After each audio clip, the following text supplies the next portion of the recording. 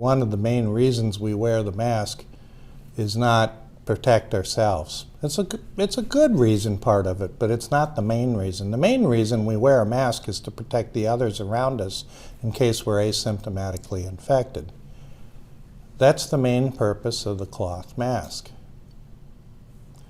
So if everyone puts down their mask, including all the unvaccinated people, which is what is happening, because what they heard is no one needs to wear a mask anymore, even though that's not what was said.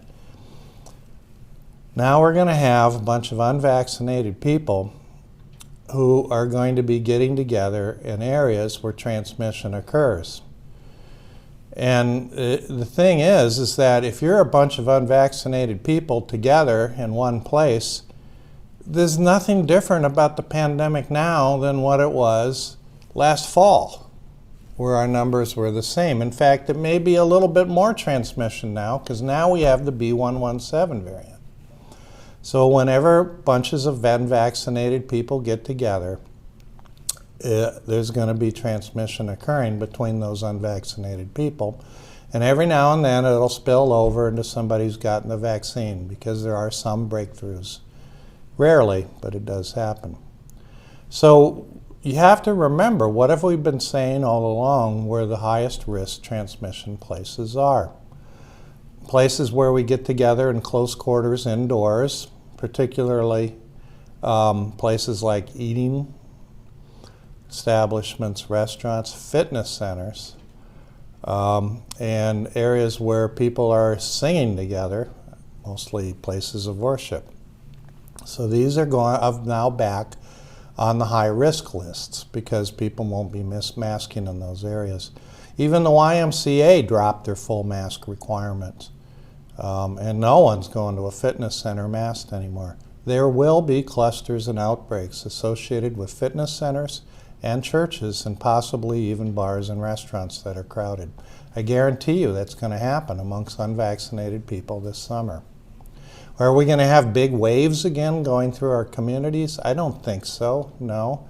I mean, there's enough immunity out there, either through natural infection or from vaccine, that it's going to slow the virus down as far as the entire community goes.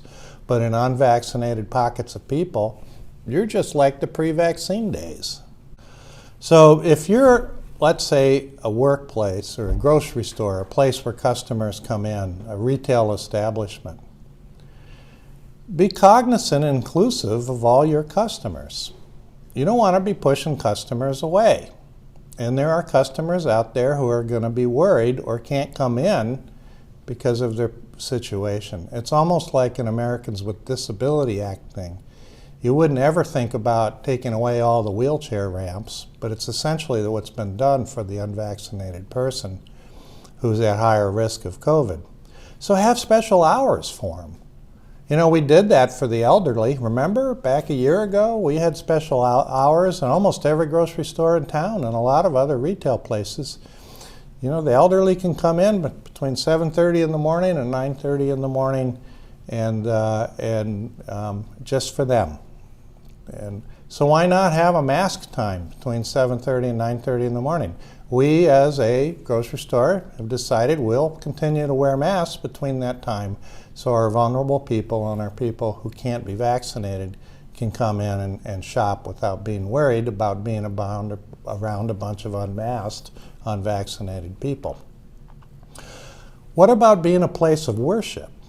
You know, most places of worship want to be inclusive. They want to be there for everybody in their congregation. Well, now places of worship who are not masking are excluding their immunocompromised people, their people who are otherwise vulnerable, and their kids. There goes the youth ministry if you're not vaccinated, you know, with unvaccinated people and children. So why not change things a little bit? So, hey, our youth ministry will continue masking.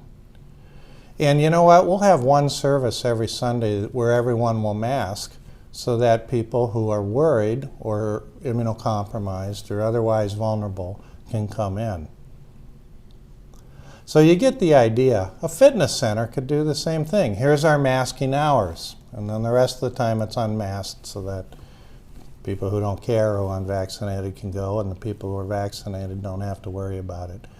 So, so anyway, I really would encourage, our places where we have public facing and communities getting together to be inclusive and not exclusive of the people who are still vulnerable.